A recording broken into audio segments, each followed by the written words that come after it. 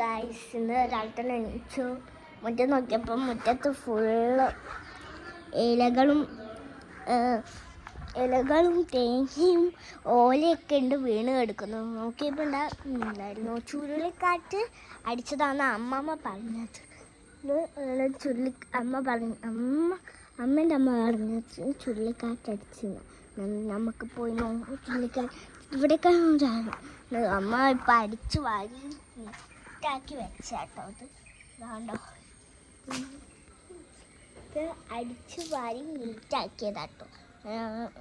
എന്താ എൻ്റെ ഉപ്പേൻ്റെ അമ്മ അടിച്ചു വാരിയതാട്ടോ. ഞാനൊരു കാര്യം കാണിച്ചില്ല. ഇതാ കണ്ടോ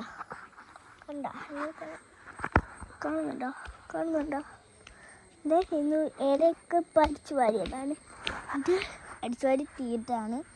അവിടെ വാഴയൊക്കെ വീണിട്ടുണ്ട്, കുറേ വാഴകളും വീണിട്ടുണ്ട്. പിന്നെ എനിക്ക് മനസ്സിലാവാത്തൊരു കാര്യമാണ്, ഇത് എവിടെ നിന്നാണ് ഇവിടെ തൊട്ടിവിടെ ഒരു മാങ്ങയൊന്നും ഞാൻ കണ്ടില്ല.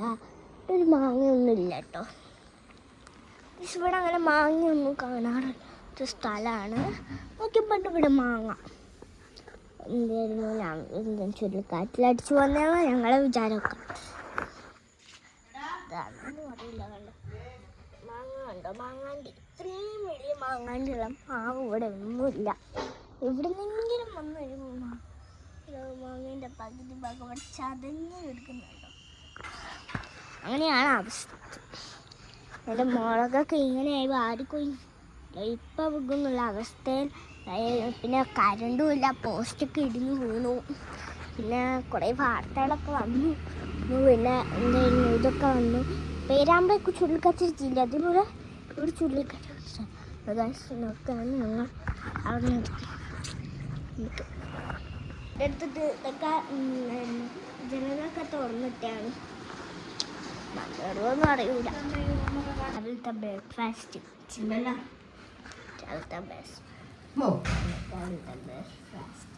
ദോശയാണ്. ചട്നിക്കറിയുണ്ട്. ചട്ടിക്കറിയുടെ ഇവിടെ ചട്നിക്കറിയുണ്ട്.